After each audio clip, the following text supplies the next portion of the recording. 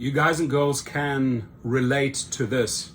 And the important thing is when you look at your week and you actually total up the hours and you total up your earnings, you have to take these bad days into consideration. They're part of your formula. And if your formula equals an hourly average that is just not acceptable to you, or doesn't meet your worth, or is below minimum wage, you have to start rethinking things. Maybe it means having a very low acceptance rate and cherry picking like a master champion. But when you're out there and doing 8 hours, this is an Uber Black, and this is the Boston market, and you've only completed 2 trips. Points, forget about points, don't mean anything, but you got 2 trips that have each brought you an average of about $21. You've made $42, but you've made the $42 in 8 hours. That's part of your weekly math. And if you divide that, I mean, that's $5.50 that you've earned that hour. Now, it could be that you've just been sitting around at an airport hoping to strike gold, but no matter what your formula is, these bad numbers, these poor days, they are calculated in to the whole. And that's really the business formula here. You can't ignore this and say, oh, you know what? I had a bad day. I went out there in Boston for 8 hours in my Uber Black, only made $42. Tomorrow will be better. If this is a reoccurring theme, happens next week, happens the week afterwards, it brings your total per hour down. And that total per hour, what am I earning if I've worked 7 days and I've put in 60 hours? What am I earning per hour?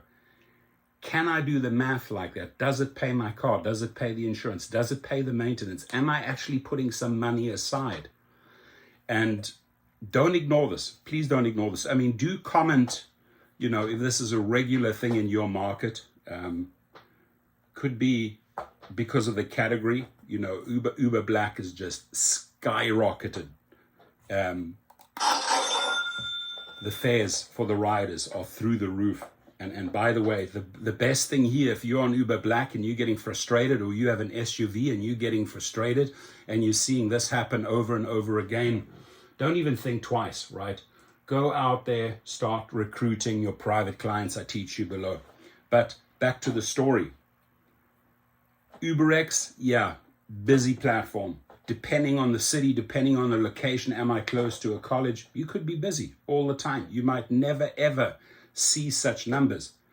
But because of the saturation, because of the amount of illegal accounts, it's just too many people in the mix. I mean, I took a screenshot of Toronto. That's what they're competing about.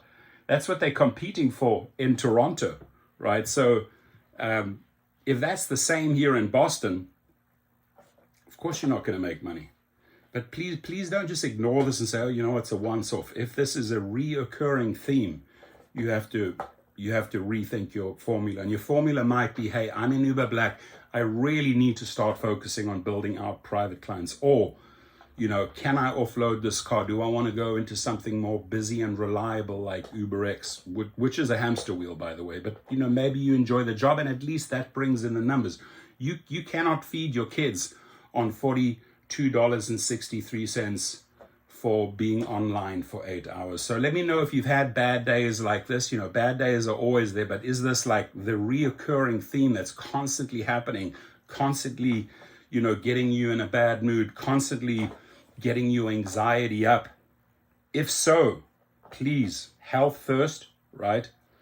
Because people tend to like when you're in this addiction, oh, it'll get better. It will get better. Oh, this was just a freak. This was just a freak occurrence. If you see it as a regular occurrence, it's time to change things. Your comments, please.